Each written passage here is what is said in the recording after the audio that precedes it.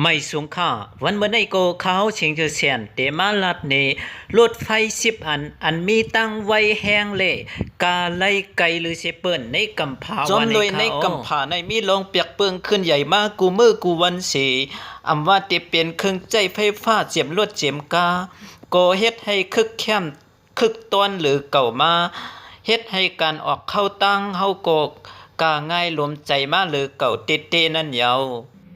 ในการออกเข้าตั้งนั้นอันโตส่งให้เฮาคากัดถึงเยื่อหมายไหลไว้เลยเสเปิ้นนั่นก็รถไฟในเขาป้าไว้ส่วนหนึ่งแลย้อนเปิ้นนั้นวันเมื่อในเขาเตะมาลัดนี่รถไฟ10 อันมีตั้งแห้งไว้เลยเสเปิ้นในกำพาวันในเขาใน10 อันนั้นตีเฮ็ดออกมาในจึงเมืองไหลแลมีตั้งแห้งไว้ก็คือในเฮามาตวยจอมกันคาอันเลยที่10เป็นที่เฮก7 ปากที่เป็นรถไฟตั้งไว้แห้งเมืองไต้หวันปิดใจเปลี่ยนตั้งการเมื่อปี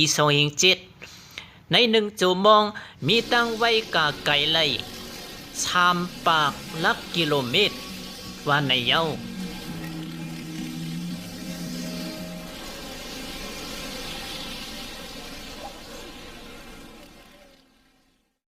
อันไรที่เก่าเป็น ICE3 เป็นรถไฟตั้งไว้ของเมืองเยอรมนีเปิดใจเปลี่ยนตั้งการเมื่อปี2000เมืองเยอรมนีในเป็นเมืองอันมีการต่อส่งติลีในกำพาเมืองหนึ่ง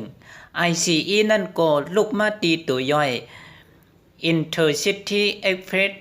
นั่นก็เป็นการต่อส่งภายในเมืองและนอกเมือง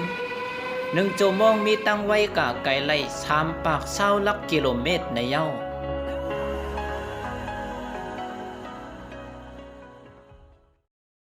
อันไรที่8เป็นเตโกเป็นรถไฟตั้งไว้แห่งของเมืองสเป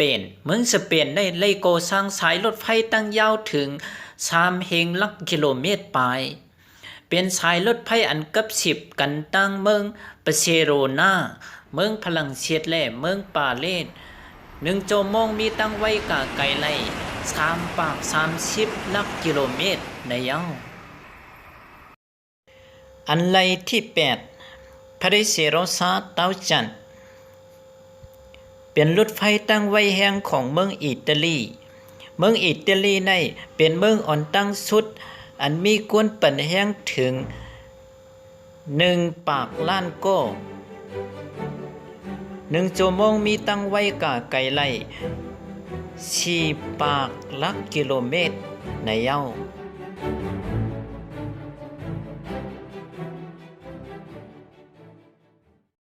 อันไรที่6 HEMU 430X เป็นรถไฟตั้งไว้แห่งของเมืองกุริอาจารย์เปิดใจเป็นตั้งการเมื่อปี2004มีการโต้ส่งกวนเย้า3 ปาก60 ล้านโก้จอยในการโต้ส่งได้ถึง6 ปาก57% 1 ชั่วโมงมีตั้งไว้กะไกลไล่4 ปาก30 ลักกิโลเมตรอันไรที่5เป็นแอน700ชินกันเซ็น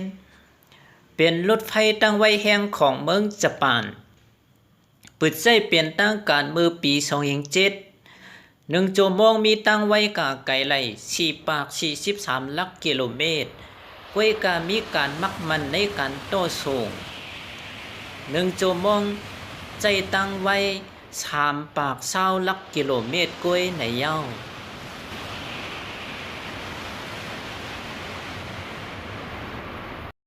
อันไรที่4เป็น CRH 380A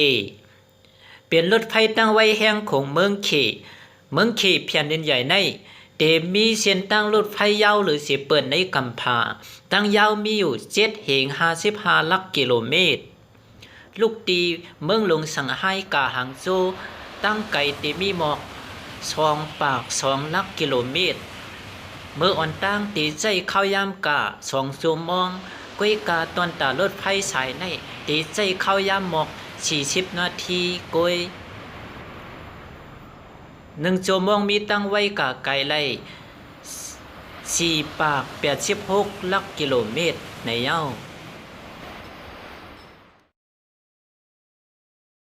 อันไรที่สาม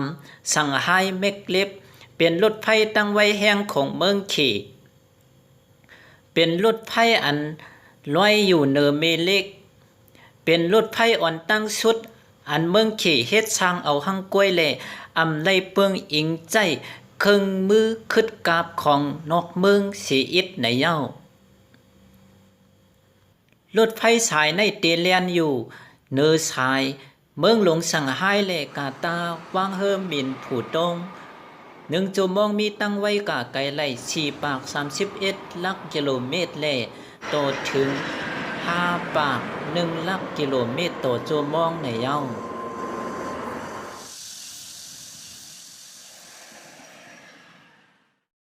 อันไรที่สองเป็น TGV เป็นรถไฟตั้งไว้แห่งของเมืองฝรั่งเศสเป็นรถไฟอันโลมื่นหลีแหลกกาไว้หรือสิเปิดใจเป็นตั้งการมาเย้า30 ปีปลาย1 ชั่วโมงมีตั้งไว้กาไกลไล่5 ปาก 74 ลักกิโลเมตรในเย้า